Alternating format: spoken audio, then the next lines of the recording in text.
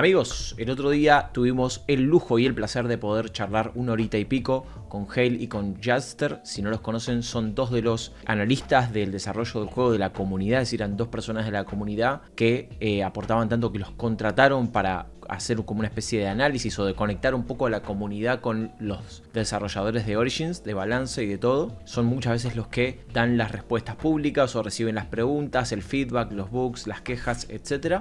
Nos encontramos por Axie Week en el Discord y tuvimos esta charla, esta hora y pico que van a ver a continuación resumida, ¿sí?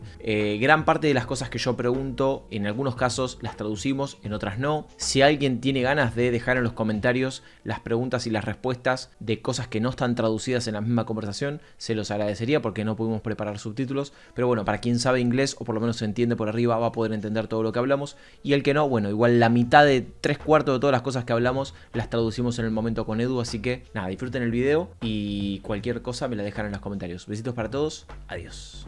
Buenas, buenas, buenas, vamos a esperar unos minutos que se conecten Hale y Jatster y ya arrancamos. Si tienen alguna pregunta pueden prepararla tanto en inglés como español y dejarla en el chat, si es en inglés mejor, así no tengo que hacer la traducción en vivo. El espacio va a ser en español al final, yo pensé que iba a ser en inglés, así que lo vamos a hacer en español. Igualmente las preguntas que yo le voy a hacer a ellos va a ser en inglés, su respuesta también. Si necesitan traducción la puedo ir haciendo en el momento, y si llego a entender algo mal, bueno, en el chat nos darán una manito los traductores oficiales del espacio.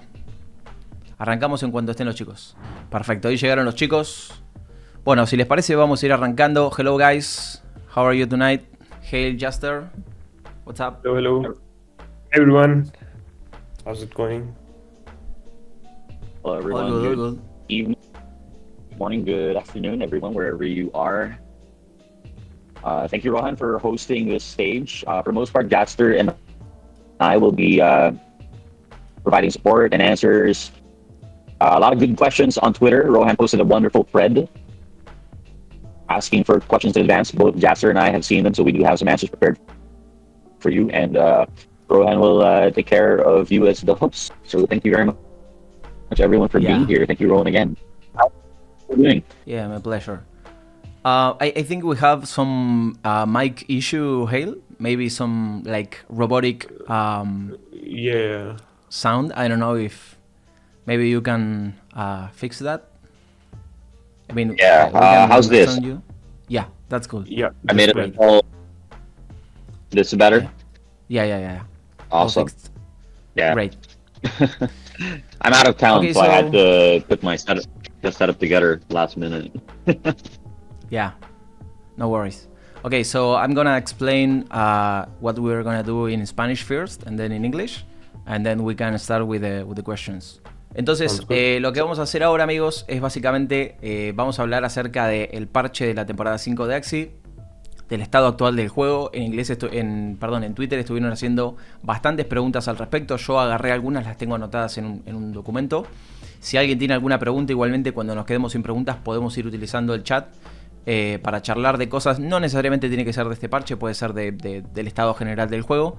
Pero bueno, hay muchas que igual se respondieron en el Substack, ¿sí? Cuando lanzaron el parche, metieron un Substack en donde explicaron algunas cosas del Innocent Lamb, de los cambios de las burbujas, de los nuevos buffos, y como que mucho contexto ahí, por lo que esas preguntas no las tuve en cuenta. Pero bueno. So, tonight the idea is to talk about some community questions or maybe concerns about the last patch or the actual state of the game. So I have gathered a few questions for you guys. We can also use questions from the chat. So yeah, whenever you're ready, I can start throwing them at you. Yeah, absolutely. Let's get started. Exciting. Great. So the first question is, how do you guys feel about the last patch? What are your thoughts on future balance changes? Are you thinking on some reworks or just little changes, like thinking about the future? Yeah. So currently, like this patch was a big one, right? And so like there was a few strong things to balance out, and a lot of weak cards that could show some love. So we have tried to do that. This is a little big patch, and ideally we don't want to like every season we don't want to create big patches to completely turn around the meta, and but instead like try introducing new stuff into the meta. So like you saw a big patch this time around, and if there's not a like necessity next time, it could be a medium to small patch. So yeah, that's the current thinking, but as always, things keep changing, and like we have to adapt accordingly. Great. Yeah. Um, I'll add a little bit.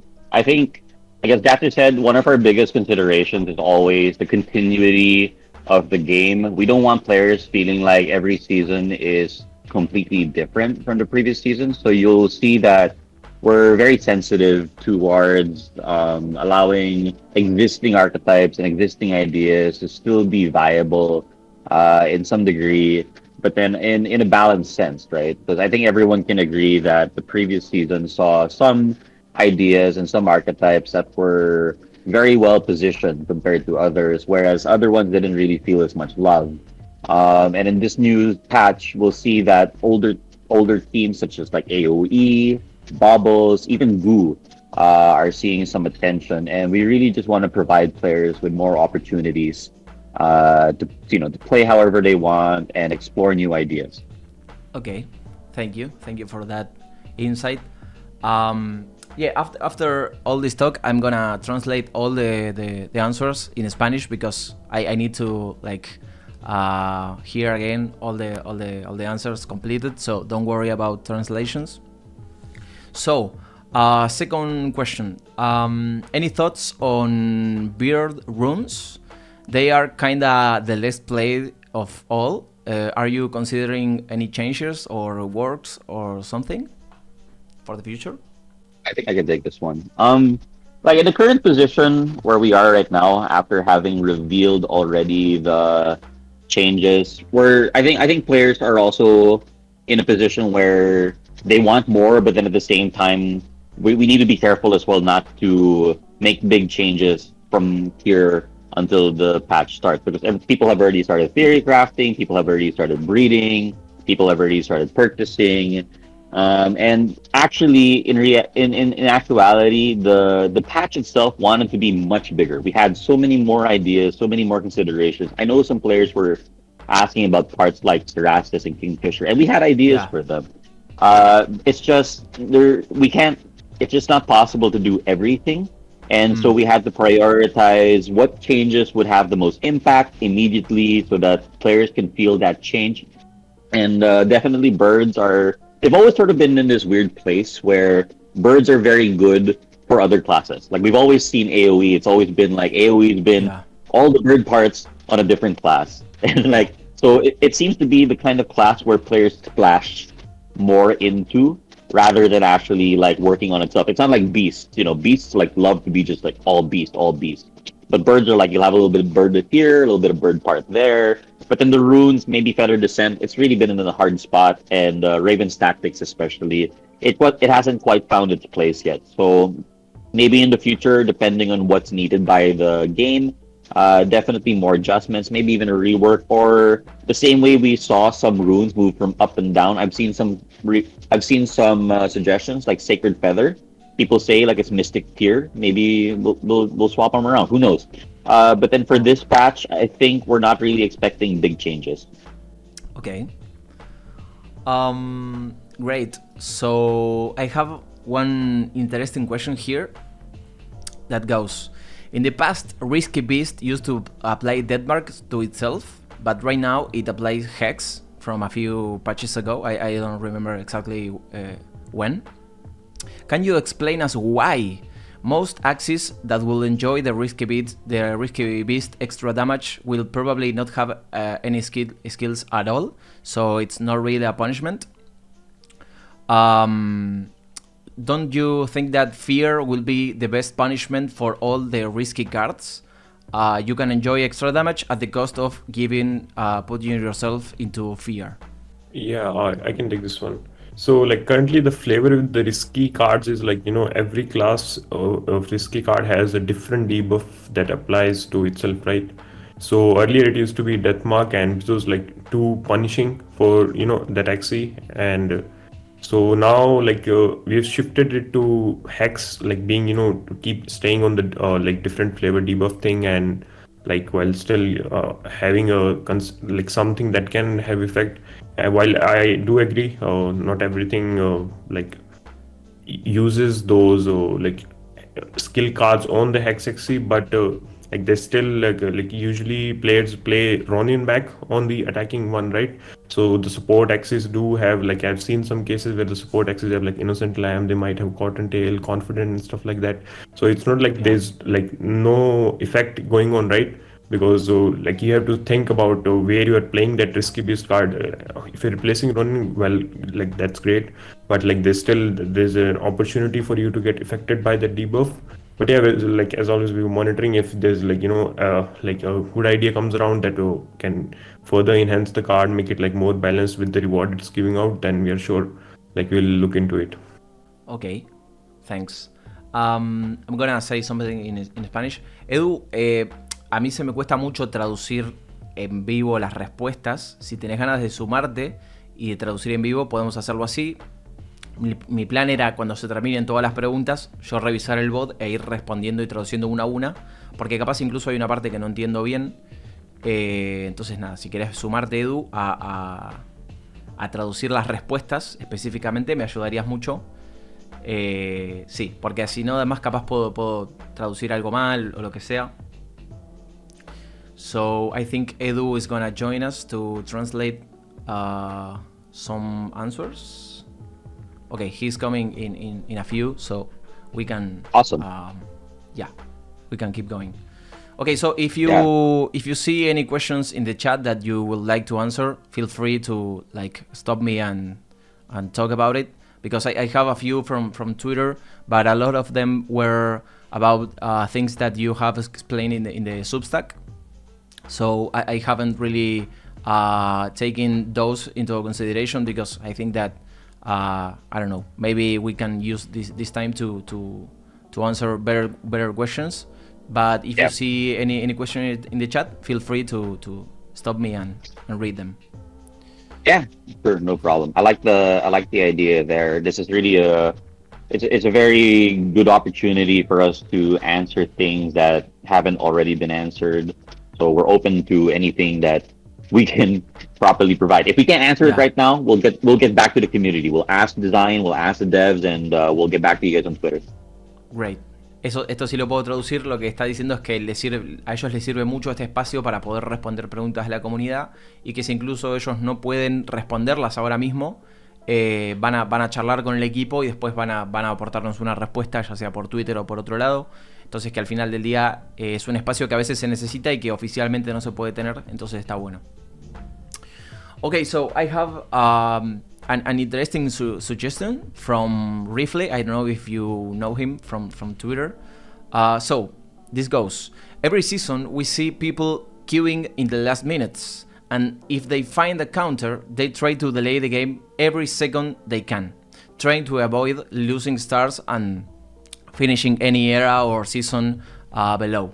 So have you considered a system where the leaderboard counts the games that started before the limit time instead of the ones that ended before the limit time?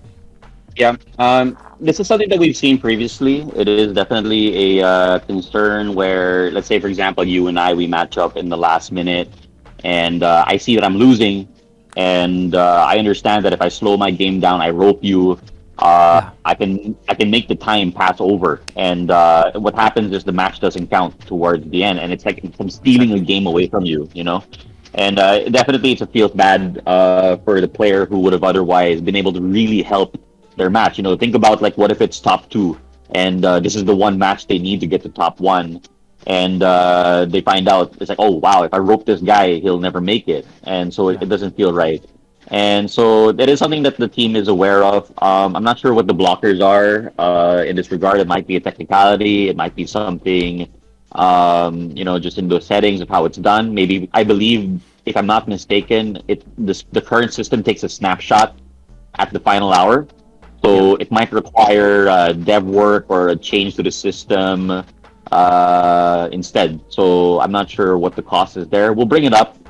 internally, see if it's something that can be addressed. But then I do agree that it is something that can be improved on. Amazing, yeah. Yeah, I mean, it happens maybe in almost every game that has queues and games between players. But for example, I can remember in League, there is a time where you can't just play any more game. Like the queue is blocked, so that all the games finish, and then like the ranks stay the same. So it's kind of that system where the games all the games ended, and then the season finishes or there. Yeah, I'm thinking the same. You know, it can be like let's say for example, 12 midnight. That's the deadline, and so you cannot queue anymore past that hour. But then all the matches that are still ongoing are allowed to finish, and then maybe the game provides like some kind of grace period where we give players time to finish their final game, and then let's say like 30 minutes afterwards, like 12:30, then the final tally comes in. You know. So there's definitely solutions out there, and hopefully we can get the team to explore them if it's not too expensive on the dev side. Great. Ok, entonces básicamente la pregunta que le hice es, ¿existe algo que pasa hoy en día y que pasa en un montón de juegos, que es esta idea de cuando faltan 5 o 10 minutos para terminar la season, tiro Q, me enfrento contra alguien que me gana y lo que hago es retrasar tanto la partida que el resultado no termina contando porque la partida termina después del tiempo límite y entonces básicamente te robo un game? Lo que me contestó Hale es que él está de acuerdo que eso no está tan bueno y que internamente va a tratar de llevarlo para ver si es que se puede hacer, que no está seguro cuál es el coste a nivel interno de si es que hay que modificar la forma en la que... Lo que él dice es que no sé, se termina a 12:30 la season, se toma una foto de los puestos a esa hora. Y quizás la forma, digo, como que no es la mejor, capaz hay que hacer cambios a nivel interno, capaz que simplemente hay que cambiar el momento en el que se toma la foto, quizás poner un bloqueo de queue justamente a la hora que se termina y esperar a que se terminen todos los games y después tirar el servidor, como que se pueden hacer varias cosas, pero que está de acuerdo con que no está muy bueno y que va a tratar de llevarlo internamente a ver qué se puede hacer. Ok, I think Edu is about to join us.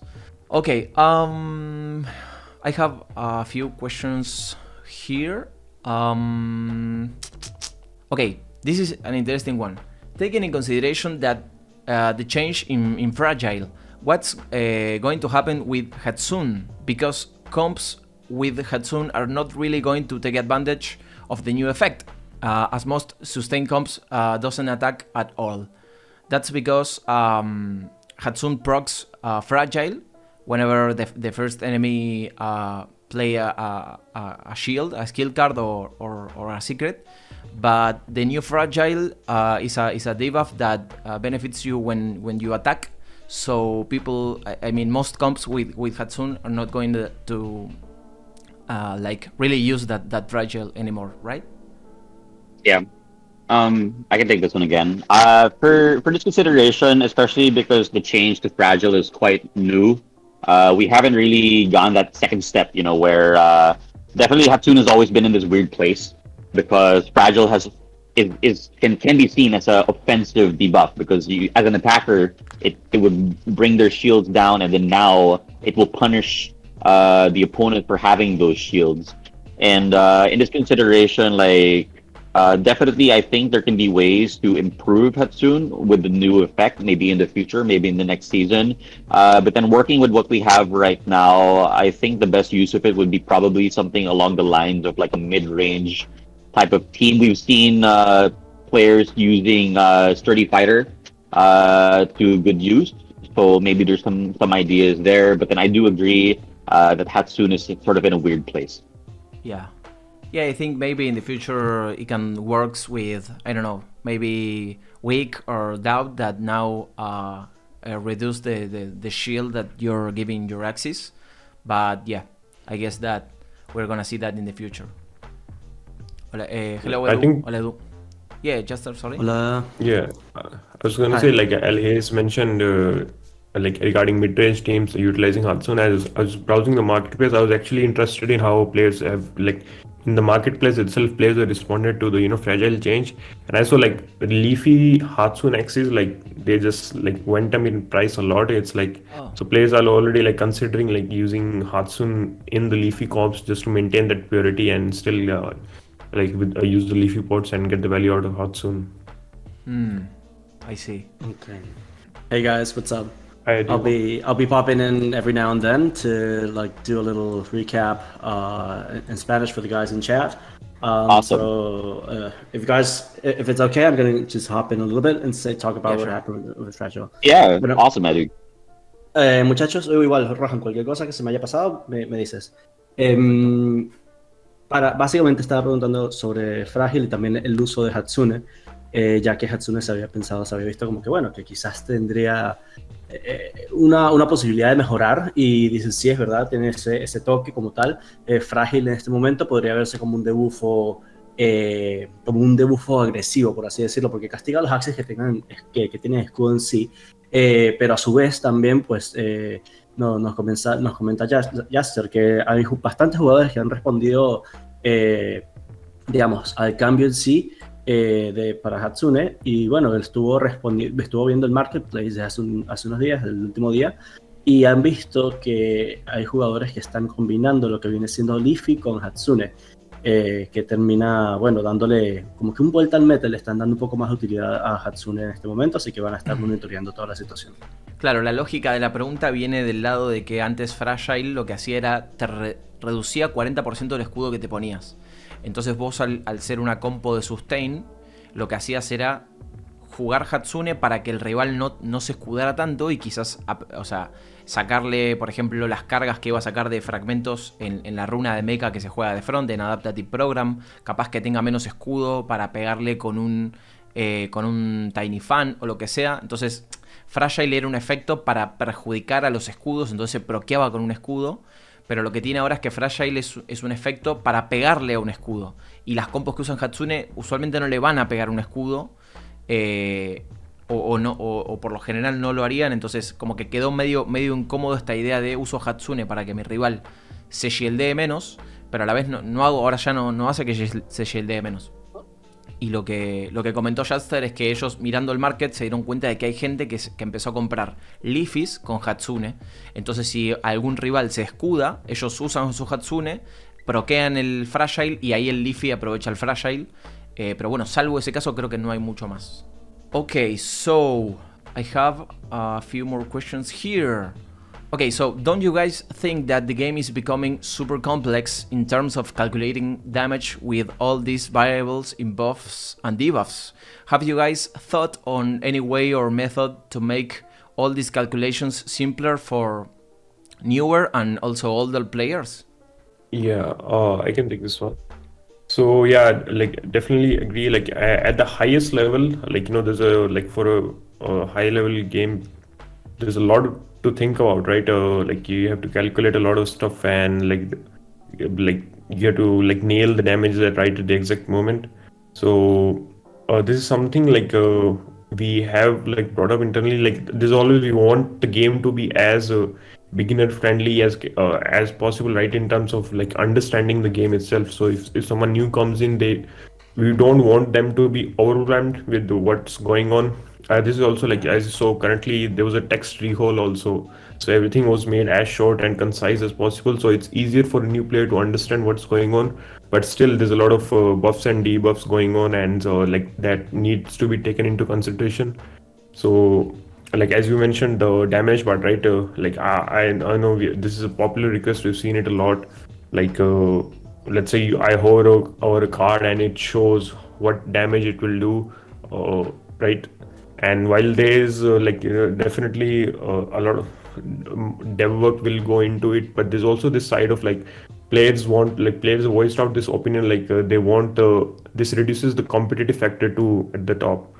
So yeah, there's like different discussions going on around it, but yeah, we'll definitely raise it like again in the next meet, because this time it's been a popular request, like at least maybe like not like live damage showing, but like in the battle history log, or at least like let's say if I play Risky Fish, it did 120 damage with all the buffs. So that thing should show in the battle history logs. This is like definitely something I think that couldn't be done, but we'll bring it up again next time. Yeah, I think having the chance to see how much damage did you do the last turn, maybe in the history or the log of the game, maybe it can help new players to understand what actually happened in the last turn. So I think it's one of the improvements of quality of life that I shared on Twitter a few weeks ago. So yeah, I think that there is this huge like wall of, I don't know what's happening. I don't know how to put all these formulas together to calculate damage, even for a regular player, you know, like someone that plays like every day, sometimes has this difficult time calculating everything. Yeah, I definitely agree. I think like the easiest step would be like having number one, the amount of damage or healing or shield to show in the history tab, just so players can kind of have this idea of how much this does. And a good improvement to that would be having something like a breakdown where it can show you how did that number come out, because it will teach players. Yeah. It'll teach players like, oh, my card only says 60, but then I did 93. So how did I get to 93 from 60? Then it shows you a little bit of breakdown. It says, okay, because you had fragile, you had vulnerable, your opponent had I don't know, 4 rage stats, blah blah blah, and then like it'll be a way for players to be able to learn as they play the game. More advanced, of course, would be, as Jatster mentioned, maybe pre-calculated by the game, but then that's a bit of a big undertaking. I'm not sure how much time that would take to develop, but then definitely we have options available to us. Amazing. Edu? Sí, bueno, en principio se estaba hablando básicamente de cómo podría mejorarse más la interfaz para poder hacerlo un poco más fácil, un poco más factible, para que los jugadores pudieran ver el daño, para que los jugadores pudieran básicamente pasar y que no se fuera tan complicado todo el cálculo. Tanto él como Jatster están de acuerdo de que esto es algo que sí tiene que, digamos, atacarse como tal para poder tener una adopción mucho más rápida para los jugadores. Rojan también dijo que, bueno, poder ver el daño en turno anterior podría ser algo interesante, podría ser un buen cambio en términos de calidad de juego. Porque claro, también para un jugador regular que juega todos los días les cuesta un poco calcular todo.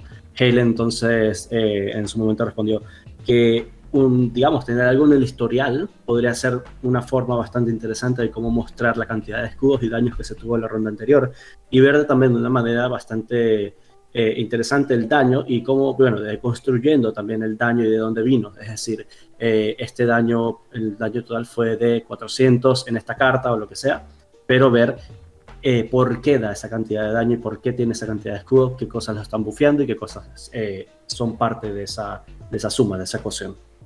Gracias, Edu. So, I have another one here. Is the dispel / cleanse mechanic random? Sometimes, mostly against poison comps, or maybe playing a poison comp, it feels like it counts poison by its stacks and not just as one single debuff. How does this actually work? That's definitely a question we get quite a lot, especially from poison players. When you're in this position where you got like 40 stacks of poison and a single sleep, you're just like, I gotta get rid of the sleep with my Gecko Eyes, and it just never does. But I can guarantee for the players that definitely it is in fact random, and it does not take into consideration the number of stacks. So just as an example, if your Axie has poison, sleep, and maybe bleed, it's a 1 out of 3 chance to cleanse any one of these debuffs, and it doesn't matter how many stacks you have. So if you have 40 points of poison, it doesn't make poison more likely to be debuffed. I understand that sometimes it feels like it isn't random, but then we've confirmed with the devs it definitely is. Okay, yeah, I have been there in the place where you receive like this tiny turtle sleep, and you have like 1 confident, and always you end up cleansing your the poison stacks. So yeah, It is a super common question. Básicamente lo que le pregunté es cómo es que funciona el sistema de dispel o de cleanse. Porque muchas veces cuando estás jugando contra una compo de poison y te ponen mucho poison y te duermen con un chomp, a veces usas algo para despertarte, ya sea un white sage de un cotton, un confident o lo que sea, y se siente como que la mayoría de veces te limpia el poison y te limpia el poison y te limpia el poison, y como que parecería que el poison cuenta más porque es más cantidad de poison. Pero él dice que lo confirmaron con los devs y todo, que no importa cuánta cantidad de poison haya, cuenta solamente como un debuffo, que lo han chequeado y lo han probado. Aunque parezca mentira, aunque parezca que no, que mientras más poison tenés más cuenta. Pero bueno, que es una pregunta que hacen mucho porque se suele sentir así. Ok, so... Are bubble bombs going to be affected by doubt? Also, are they considered HP loss or just direct damage? Oh, I'll take this one. There you go. Go ahead, Jat, if you want to take it. Yeah, so bubble bombs are considered as damage, so they won't be affected by, like, let's say if you're attacking with someone who has doubt and you attack with a bubble bomb, doubt will not affect the damage of the bubble bomb. So the way it works is vulnerable and fragile. They increase all the damage sources. So if anything, it's written like deal this amount of damage, so that will be increased by vulnerable and fragile. And also there's another news change coming. So earlier vulnerable and vulnerable would only increase whenever you attack, that damage used to get increased, right?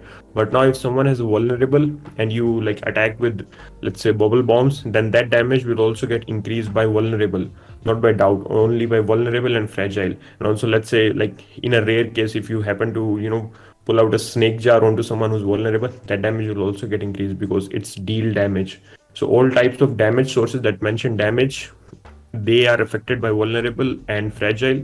And doubt affects HP loss, so anything that makes you lose HP, right? So poison is one such case. So poison is will gonna affect, and bleed, grievous wound. So these kind of things that cause HP loss, they are affected by doubt, so their effect will increase by 25% if someone has doubt and their HP is lost by poison, bleed, grievous wound, stuff like this. Yep. Just to add on what Jatster mentioned, I think this is going to be a bit of an adjustment for players, because in the previous season, the status effects of vulnerable, fragile, doubt, and the other one? They only worked on the values on the cards themselves, right?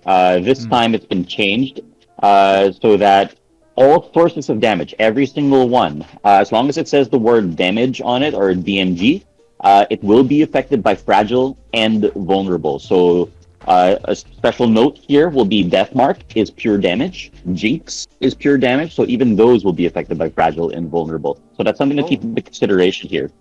So, a little bit of a tidbit there for anyone who didn't know about it yet, all sources of damage. Yeah, so previously it was just from cards, right? Even Doubt said healing from cards. But now we made it because a lot of players were worried. They said, Doubt's not good because it doesn't affect Silence Whisper, it doesn't affect Leaves, it doesn't affect Regenerator. So now status effects are a lot more global with their effect. So when it comes to Doubt, which affects HP loss effects, that's burn, that's poison, bleed, grievous wounds, HP steal, and anything that says HP loss or HP lost will be affected by Doubt. And just as a very important thing here, just by taking damage doesn't mean HP loss. So for Doubt, it specifically effects that specify HP loss. Ok, bueno, es algo bastante interesante, algo que creo que mucha gente no le quedó muy claro. Están hablando precisamente de cómo todos los estatus, frágil, vulnerable, todo esto, cómo funciona, y también cómo funciona la duda. Duda viene siendo lo que cambiaron hace poco, que reducen 25% la curación y además aumenta un 25% la cantidad de vida perdida. Perdón, dato ahora, de color, también sí. reduce el shield. Eso me enteré hoy. Sí, un 20% del shield que se pone también reduce el doubt. Lo leí en el Substack, no lo había entendido. sí. Ok. Bueno, entonces aparte tienen una reducción del escudo. Bueno, lo que hay que acotar aquí es algo que se llama HP loss, pérdida de vida, tal cual como sale ahí. Esto en las cartas donde diga específicamente esto de HP loss o pérdida de vida, Doubt va a afectar acá. Es decir, el veneno, el bleed, van a afectar en esto. Cada vez que se pierda vida a través de el sangrado o el veneno, va a afectar con Doubt, va a afectar con HP loss. Pero el vulnerable, el daño extra que puede aplicar vulnerable y frágil también va a ser afectado por cartas y por efectos que no vengan directamente de cartas. Esto es algo distinto a lo que pasaba la temporada pasada, ya que, por ejemplo, aplicabas vulnerable con Little Piece y el único daño que podría ser aumentado era el daño de otra carta. Ahora no. Por ejemplo, las burbujas, el Bubble Bomb, puede ser aumentado el daño del Bubble Bomb a través de vulnerable.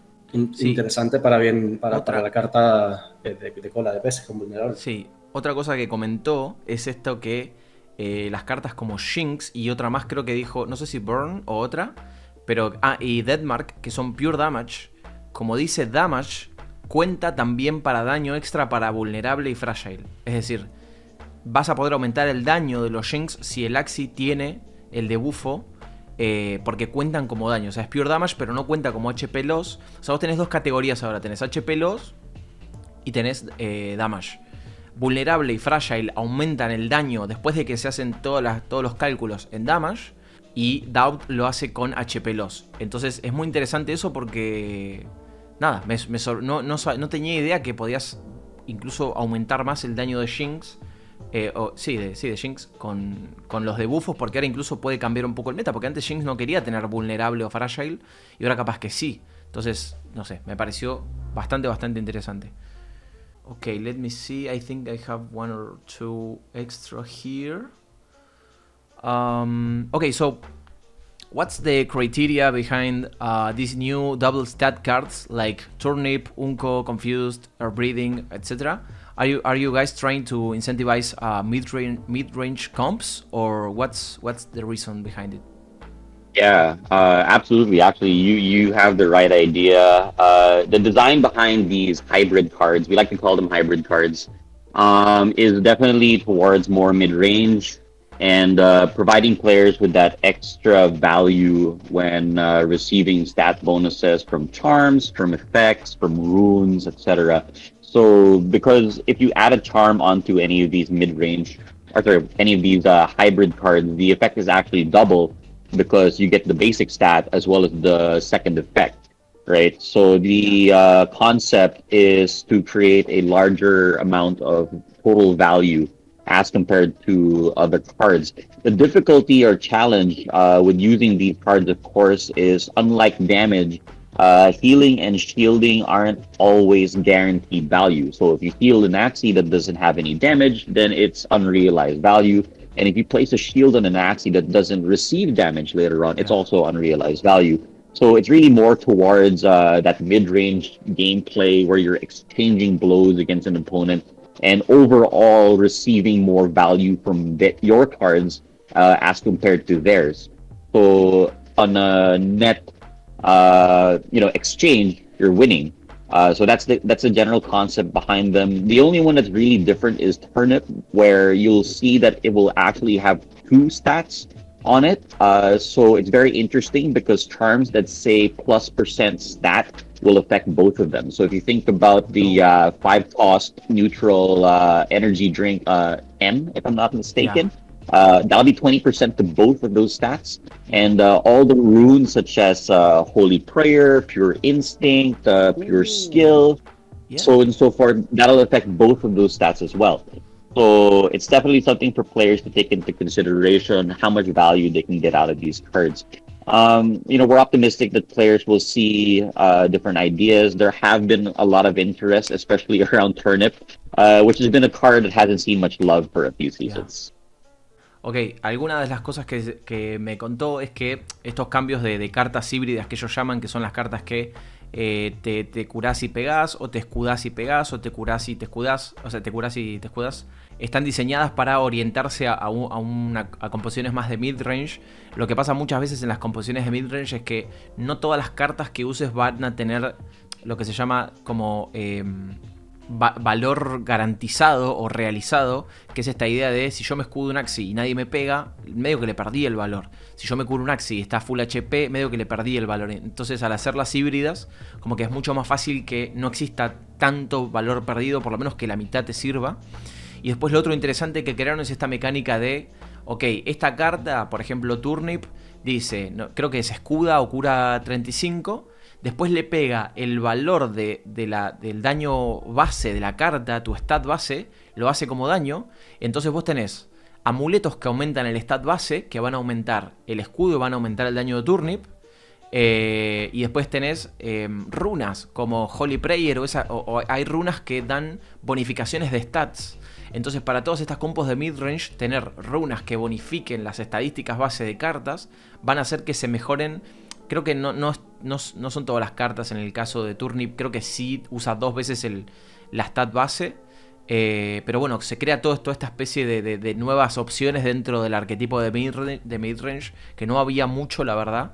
Siempre el juego tiende a ir más a los extremos. Y nada, está bastante interesante. No lo había pensado. No sé vos, Edu, si se te ocurre algo o me dejé algo.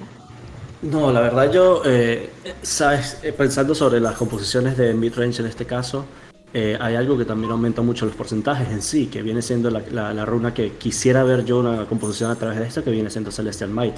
Se aumentó a un 35%, entonces quizás hayan cartas que tú quieras volver a utilizar 2 veces, se vanishea y te quedan cartas que están bufeadas en un 35% de un Axie que puede ser tu carry. La verdad, siento que en sí las composiciones mid-range que se están buscando todavía no existen, y vamos a ver algo totalmente nuevo que va a ser optimizado para precisamente este tipo de cartas y runas. Yeah, and while we're on the topic, I want to talk about Turnip a little bit, just to provide some clarity, because it's definitely something that has gotten a lot of interest, and I just want to clarify a few things about it. So Turnip, the way it works, right, is it has 2 stats, and it places the buff Turnip Rocket on your target. Turnip Rocket will have 4 stacks, and every turn, not just yours, also your opponent's, the Turnip Rocket will trigger and deal damage to a random opponent, which is 1/2 of its total stats, right? So, for example, at base level, it's 25 and 25, so you come out a total of 50. Divide by 2, you do 25 damage to a random target. But for example, because Turnip Rocket, maybe you decide you want to put a shield boost on it, and the shield comes up to maybe 25 and 35, that'll put you to 60. The damage will be 30 instead. So you still total the heal and the shield together. And one important note here is, in the previous season, Turnip Rocket was a global buff, so it was placed underneath the player's name. Very similar to where you'll see Blood Moon, but then this time it'll be placed on the Axie that you target instead. Very similar to Snake Jar. And a question that we've received quite a lot is, how does Turnip Rocket stack? It will stack the same way Snake Jar stacks, where every instance of Turnip Rocket will be its own instance. So if you use Turnip Rocket twice on an Axie, there will be 2 instances of it, and both of them will trigger at the end of the turn. So it is possible to get a lot of damage building up and rolling over these turns if you use a lot of Turnip Rockets one after another. And we do have an errata that is coming up. This was not included in the previous slides, so I guess this is a bit of well, not really a reveal, but a correction that we'd like to provide. By its design, Turnip Rocket is currently not dispellable. So in a way, you can think of it as an inevitable amount of damage over time. The total value is quite high with the current numbers. It comes out to 150 all in all. But remember, it is damage over time. It happens over 2 whole rounds, and it is random. So it's not like Topaz, for example, which does 150 damage on demand on a specific Axie. Turnip Rocket is both random over time, so there are ways for opponents to mitigate this damage. And remember, it's also prioritizing summons. So you have ways, like if someone plays a single hollow, for example, with 75 HP, that'll soak 3 whole sets from the Turnip Rocket, just as an example. So something to take into consideration. It's a question we receive quite a lot, and something we want to provide as well. We'll be providing an errata on this soon. We're just finalizing a few more tweaks to these changes.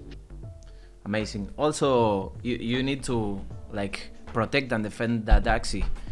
It's so you have to take that into consideration when you're playing Turnip. Yeah, absolutely. And again, it's healing and shield at the base level.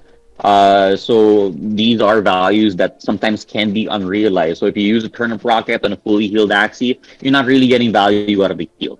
Or if you put the shield on your middle or back Axie and your opponent decides to backdoor or whatever, then you're also not getting value out of the shield. So on paper, it sounds like a lot of value, but in practice, it's not as straightforward. Yes, sir? Yeah, one thing, while we're on topic of hybrid card, I wanted to clarify, someone asked me, how does the damage of confusion happens? So confused is a skill card, and it doesn't affect taunt. So let's say if opponent's mid axis is taunted and you use confused on one of your axis, the damage will still go to the frontmost opponent axis. Because it's a skill card, so skill cards damage ignore taunt. Yeah. That's a really nice tech. Jatster. Yeah. It's a really good way to avoid getting taunt juggled, because then you're guaranteed to just keep on putting pressure on your front opponent's Axie. And we know how popular having the ant middle Axie is, where they'll try to peel damage away from their front line just to kind of control your damage. So it's an interesting consideration. Great. Edu? Nada, estaba justo viendo aquí la pregunta que hizo Stratos, que estaba preguntando por qué quizás las plantas que son consideradas una clase de sustain no tienen cartas que funcionen como Gecko o Confident. So there's a question here in chat, ¿sí? Tienen mint, en verdad. Mint, exacto, en los ojos. Me imagino que se refiere a... claro. Sí, yo decía para terminar de traducir lo que dijeron los chicos de Turnip, no sé si lo... Bueno, aquí noté algunas cositas del Turnip. La verdad, se habló bastante. Fíjate, lo que se habló de Turnip fue... Turnip ahora funciona teniendo ya en sí 2 stacks. Se pone un Turnip Rocket en tu target y sale un target. Van a ser, ya no es un debuffo global, no es un buffo global, sino va a ser uno que va directamente en el enemigo. Va a ser aplicado estilo Snake Jar, es decir, si lanzas más de uno en un turno o en los siguientes, va a tener 4 stacks y cada uno que se agregue subsecuente va a tener 4 stacks todavía. Estos se van a contar no en tu turno, sino en cada turno, igual que Snake Jar. Va a ser el daño que se le va a hacer a un daño a un enemigo al azar.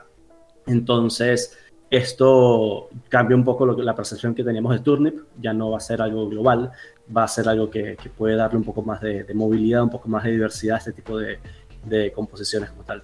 Preguntaron que si era posible lanzar varios turnips en un mismo turno y dijeron que la respuesta había sido de que sí, porque funciona prácticamente como un Snake Jar. Viene siendo la utilidad en sí de la carta. Sí, ahí Hale puso un resumen en inglés como de todos los puntos, que es, ahora se considera un bufo que le pones a un Axie. Si te matan ese Axie se va al bufo, por lo que ya no es un bufo global como antes pasaba. Tiene 4 stacks, que son 2 rondas de 4 turnos, 2 tuyos y 2 del rival. Incluso se aplica al final del turno del rival también. No se puede dispelear, prioriza summons, por lo que es una forma de poder lidiar con ellos también, porque al final es una carta que ahora pega, pero también, o sea, como que en teoría nació como un counter a los summons, pero ahora incluso puede ser que los summons sean una forma de desviar ese daño, porque se bonifica, no estoy seguro, debería ver la carta, en un momento lo explicó, que vos tenés una forma como de bonificar el stat del daño que va a hacer el turnip. Entonces como que puede llegar a hacer mucho daño, pero claro, al ser daño en el tiempo y ser daño random y ser daño que tenés que proteger y ser daño que puede ir a los summons, como que en papel se ve como mucho daño, pero que no es como un Topaz que pega 180 al front en un turno y ya está, sino que es como un daño constante. Es como si fuera un Snakeheart, pero en vez de pegar de una, va pegando un poquito todos los turnos. Entonces como existe toda esta mecánica alrededor con la que hay que empezar a lidiar y se va a empezar a armar arquetipos, lo cual me parece que está increíblemente bueno. Y otra de las cosas que está ahí anotadas también es que vas a poder poner más de un turnip a la vez y no es que cuando se termina uno arranca el otro, no, van a la par. Puede ser que hayas jugado un turnip y en tu siguiente turno se le pasaron 2 al primero y volviste a jugarlo, o jugaste 2 turnips en un turno, o sea, como que cada uno va individualmente, tiene su propia cuenta y su propio daño y se pueden aplicar a la vez. Así que nada, como que es como todo un nuevo paradigma de carta, digamos. No sé si me dejé algo. Muy bien. Perfecto. Okay, so I have a question here in the chat that says, is there, have you guys thought of a zero cost card for plants that cleans allies like Gecko or Confident? Because reptiles and beasts have them, but plants are supposed to be this like support style axis. And yeah, they don't have any zero cost like support card. For now, like there are no plans to change the effects of cards. So yeah, definitely if there's a need felt in the future, maybe we could look to explore. But for now, like there would be no new effects. Okay, thanks. What are your thoughts on AoE defensive cards being played with White Sage, for example, Pincer? Don't you think that it is a way to like amplify the value of the 3 potential points? Like, have you discussed this internally? I think like that actually ties very well into the previous question, which is where cleansing in itself often is normally, like, for example, like outside of plants, there aren't a lot of AoE heals and shields. Because plants, for example, they have access to Cucumber, they have access to Mint, and so these 2 cards, I think like in 2 seasons ago or so, with a single usage of White Sage, it really helps a lot with managing mass status effect placement. And I think upcoming this season 5, there's been a lot of interest with bleed poison comps, especially with the changes to Dual Blade, Scarab, Iguana. And I think we'll be seeing these AoE support cards together with White Sage, kind of fighting back against these strategies.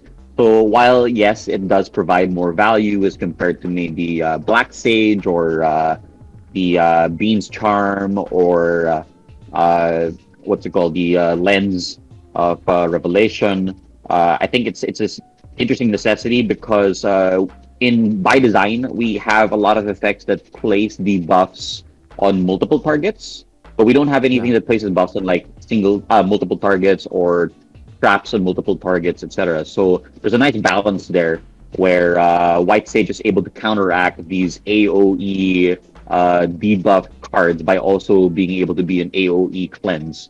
So if, for example, you have a Dawn with Rejuvenate and Mint, and you place a White Sage on it, it's a lot of value. You cleanse. You cleanse once, you get 2 sets of cleansers. And so I think we'll be seeing a little bit of this depending on where the meta goes. If we become super heavy on status effects, then definitely the sustained players are going to be coming out with their Rejuvenator Dons, and there's ways to fight back. And I think by design, it's really something we want to see where players have the tools to be able to fight back. And this is really why the utility charms were brought down from 5 potential points to 3, so that it's not so expensive that you don't break your build just to be able to adjust for your meta. I see. Yeah, I have discussed this on my stream a few times.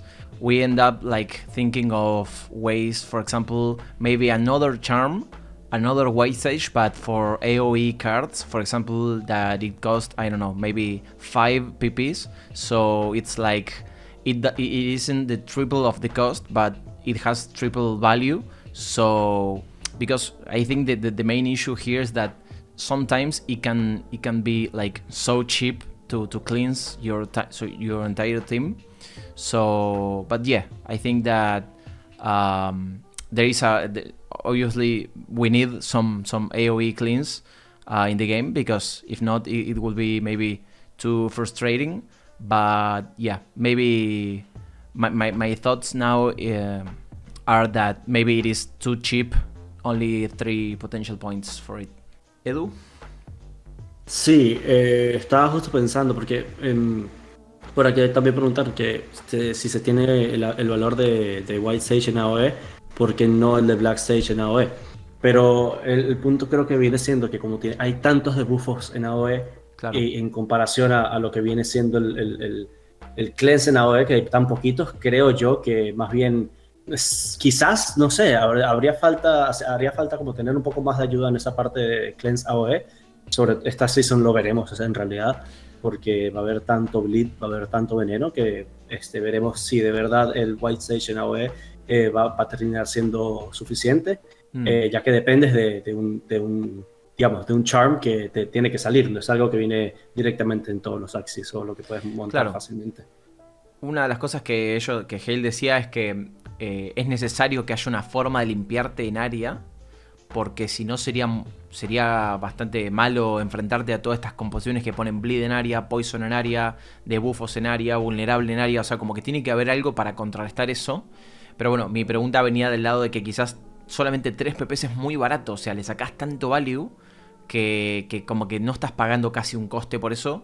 Y como que una alternativa podría ser crear otro amuleto para cartas AoE que cueste 5, por ejemplo, y que el single target cueste 3, entonces ahí vos elegís si querés gastar un poco más de PP para potencialmente limpiar a 2 o a 3 Axies. Pero bueno, nada, esa era un poco la discusión. Claro, sí que se builde distinto. Tú tomas en cuenta lo que quieres buscar. Yeah. Sí. So, I have another question here.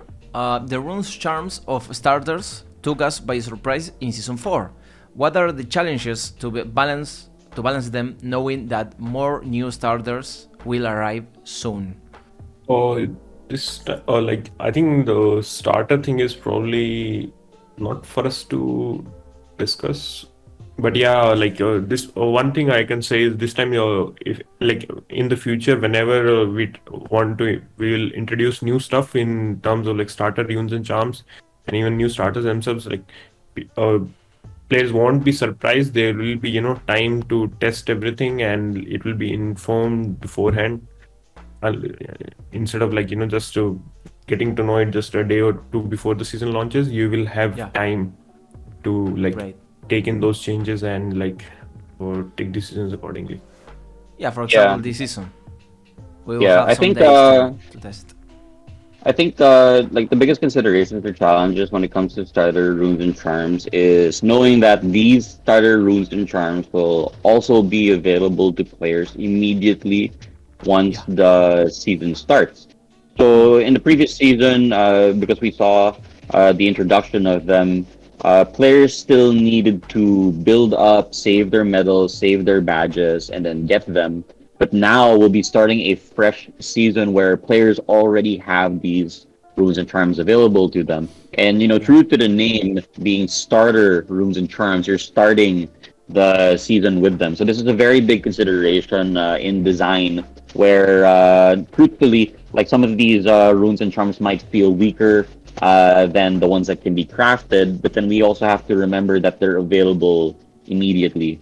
So that is one consideration in design when they are being made. And also, because of the way they're received, we also want these runes and charms to be introductory to the basic game mechanics. So you'll notice that they really focus more on delivering the class buff. We get Rage from the Raging Dagger, we get Bubbles from the Bubble Maker, and so on and so forth.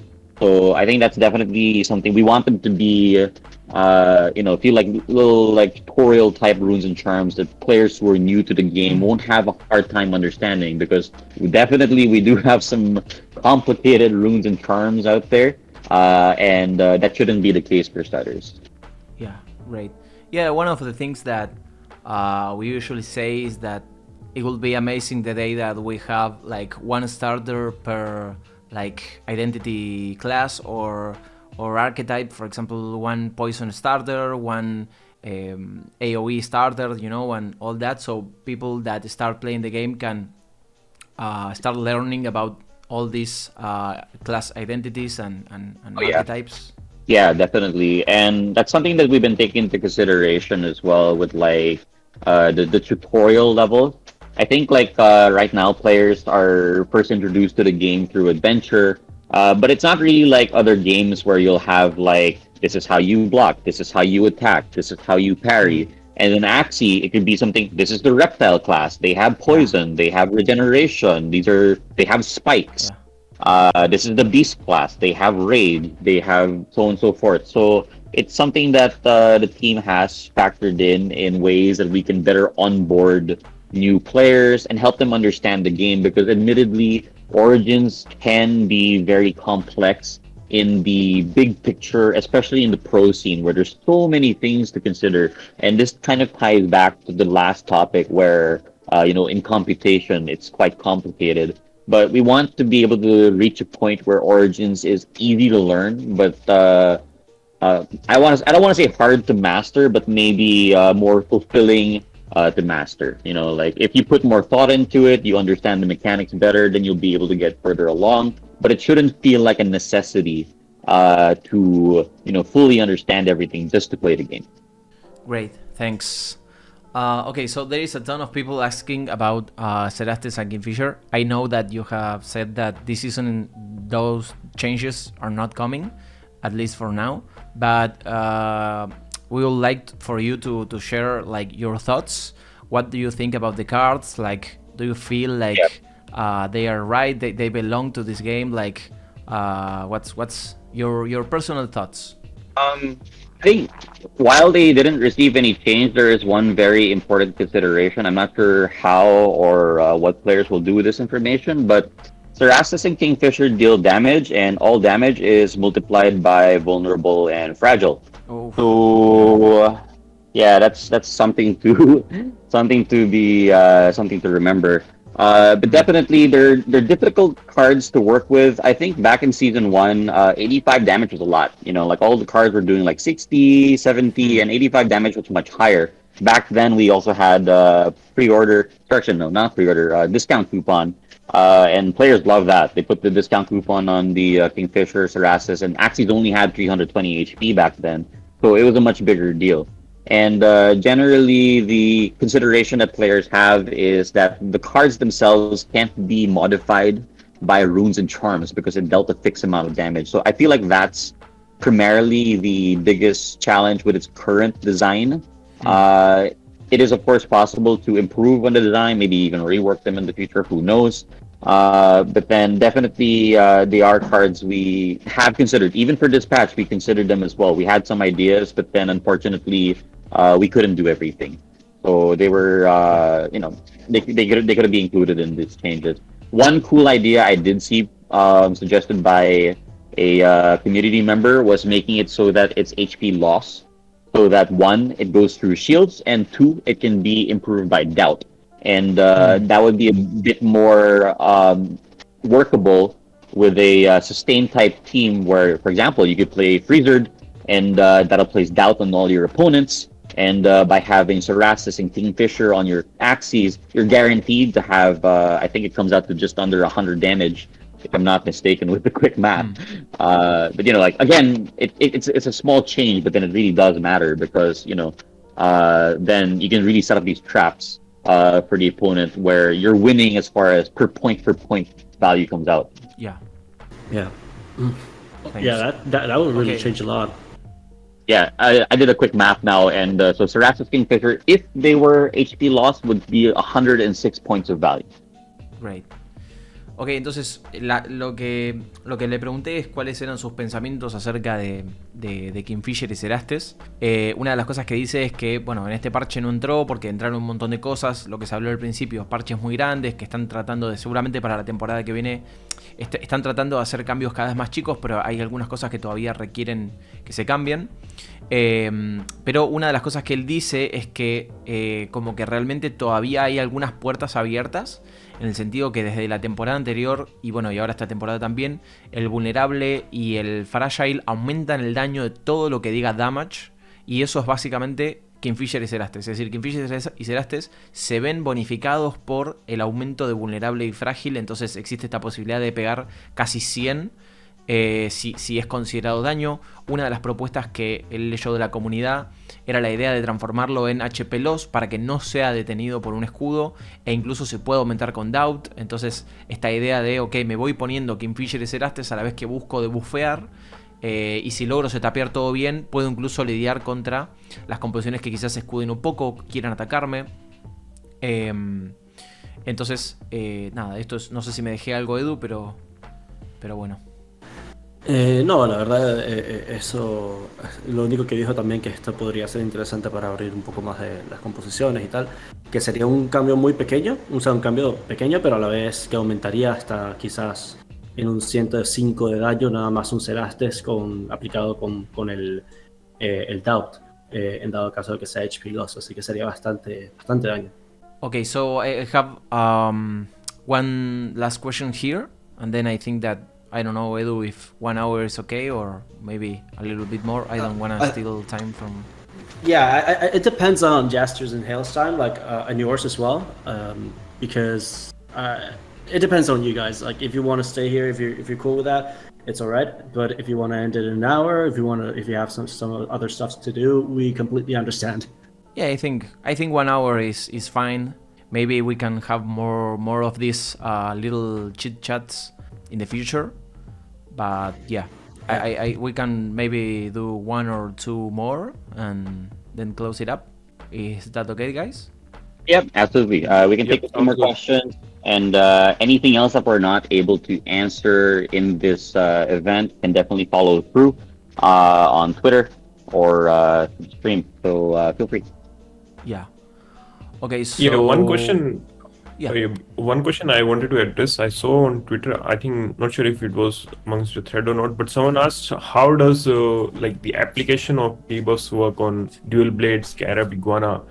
Because it applies to debuffs in the same attack, right? So someone asked if, let's say I'm attacking an opponent which has 1 cleanser, which will get consumed with cleanser, right?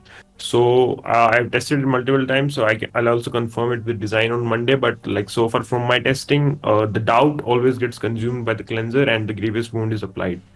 So it's like doubt first and then grievous wound. Although it's like applying at the same time, but in case you're attacking into 1 cleanser, the cleanser will consume the doubt always, and the grievous wound will be applied. Okay. Great. Thanks. Okay. I don't know if you wanna pick a question from the chat that you want to answer. Maybe I can pick one that is in Spanish. I don't know how you feel best. Yeah, sure. Go ahead. No, go ahead. Anything you feel is an interesting question, or maybe a popular question.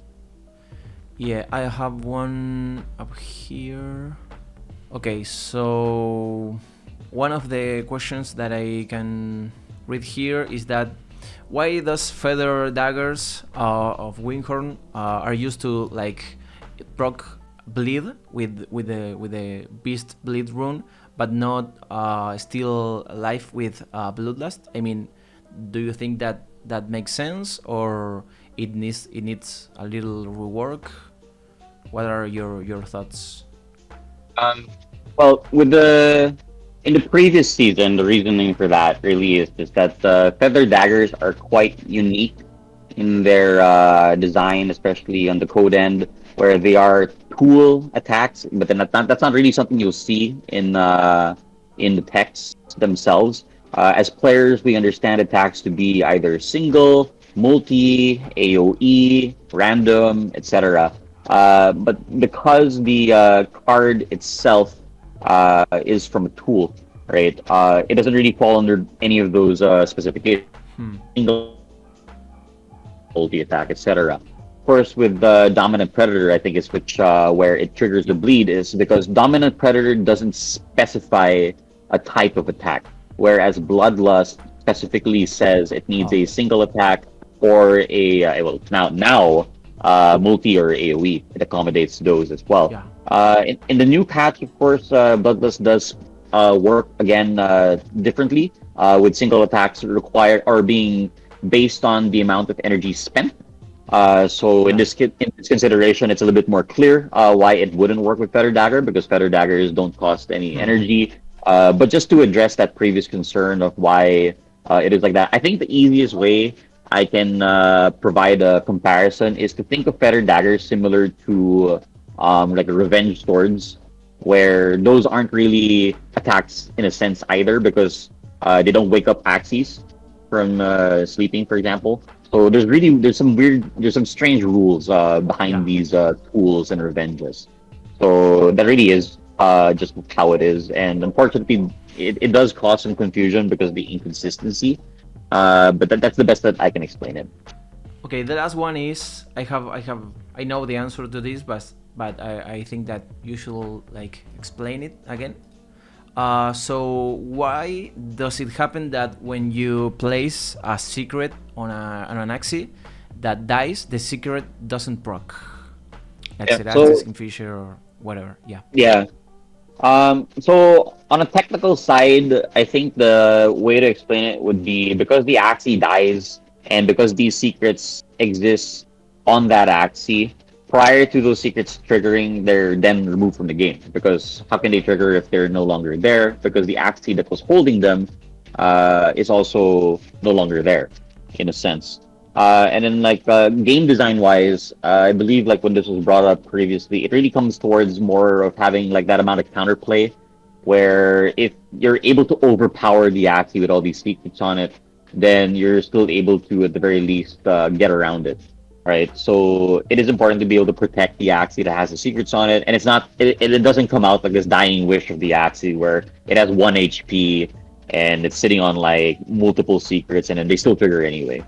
So there is some counterplay to it, and we did see previously some concerns over these secret cards where players felt that they need to have the detect. It's again the new keyword, the detect ability to be able to fight back at them at all, because especially things that have no expiration, such as the goose, such as what else doesn't have any expiration? Mostly the curse related secrets. There wasn't really any way to stop your opponent from getting that value. So now, if you're able to overkill an Axie, you do have that option to kind of like counterplay against it, get that tempo against your opponent because they lost that value. Yeah. Okay. Yeah. Thank you. Yeah, I think so... you know. I just want to add on it real quick. I don't believe either option is wrong. Both have pros and cons. It's just it was just decided to be on this side of the coin rather than the other. But then, of course, you know, in the future, if it's felt like one side is better, there's no reason it couldn't be changed, depending on how it is. So there. Great, thanks. Edu, ¿querés hacer el último translate y ya está? No, tranquilo, dejé la última parte no pude porque mi gato me volvió loco. Aquí tumba todo, pero no pude. No pasa nada. Básicamente, una de las cosas que dijo es que el Axie, en teoría, o sea, como que no está ni bien ni mal, ni que active el secreto antes de morir, ni que no lo haga, porque las dos tienen cierto grado de lógica. Lo que dice es que si yo tuve la capacidad de matarte un Axie y overkillearlo, si vos tenías 70 de vida y yo te saqué más de 70 de vida, con el escudo y todo incluido, debería hacerte perder ese valor que vos pusiste ahí. Entonces, si yo me gasté mucho más daño del que tuve que haber gastado para matarte, en teoría ese secreto ya no está ahí para activarse. Pero que de vuelta, él no está ni en contra ni a favor, sino que simplemente a la hora de decidir cómo hacerlo, lo decidieron por este lado de que si el Axie que tiene un secreto se muere, como ya se murió, no hay Axie que active el secreto. Si bien hay algunas cartas que dicen, como decía Yuka en el chat, que dicen cuando recibís un ataque, justamente esta muerte del Axie lo que hace a día de hoy es invalidarlo, pero que no descarta que en el futuro se pueda llegar a modificar. Okay guys, so I think that's it for today. Thank you for joining us. Thank you for your time and of course for your work. We all know that the last year and a half hasn't been the most beautiful years of all, but yeah, thank you for your dedication and your work. I hope that you find this space useful for the community. Thanks, Yeah, everyone. definitely. Thanks for having us. Yeah, definitely. Thank you very much, everyone. Rohan, Edu, thank you very much for hosting and providing these translations to everyone. If there's more questions, please feel free to send them over to any of us on Twitter. We'll do our best to provide more answers. Mechanical questions as well. Do check out my hashtag on Twitter, the Axie Origins S5 FAQ, or frequently asked questions. A lot of questions have been answered already. And thank you very much, all of you. Have a good evening. That is where you are. A very good morning to those of you who woke up early for this stage. And that's it. We'll see you all very soon. Thank you. Well, I wanted to say thank you all, everyone who came here. Gracias a todos los que estuvieron por acá. Gracias, Rohan. Thank you, Jatster. Thank you, Hale. I know sometimes you might read a lot of stuff on Twitter that goes on and about, but I just want to remind you guys that even though you might read stuff here every now and then, I can say for sure that the community really does appreciate you and they value you immensely, both of you, and the work you're doing. So thank you so much. Very kind of you, Edu. Thank you very much. Thanks, Edu. Bueno, muchachos, gracias a todos por venir. Gracias a Edu por sumarte a las translations, que es algo que no habíamos tenido mucho en consideración. Gracias a Heli y a Jatster por venir a compartir de su tiempo. Y nada, sepan que cualquier duda que tengan se les pueden escribir por Twitter. Ahí acaba de decir que hay un hashtag. Si no, les mandan un tweetcito. También a veces si se pasan por el stream, muchas veces tenemos las respuestas a muchas de esas preguntas, las que ya han respondido y quizás alguien se perdió.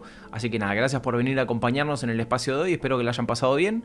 Y bueno, espero haber ayudado a la mayoría con las dudas que tengan. Igualmente hay mucha gente que hizo preguntas que ya respondieron en el Substack, ¿sí? Si pueden, vayan a verlo en el Substack en el que anunciaron los cambios. Hay mucho contexto de Innocent Lamb, de Cotton, de los fragmentos, de turno 1 y turno 2, de los debuffos. Hay como muchas explicaciones ahí, por lo que no agarré esas preguntas porque ya estaban respondidas. Así que nada, buenas noches para todos y nos vemos en la próxima. Un abrazo grande.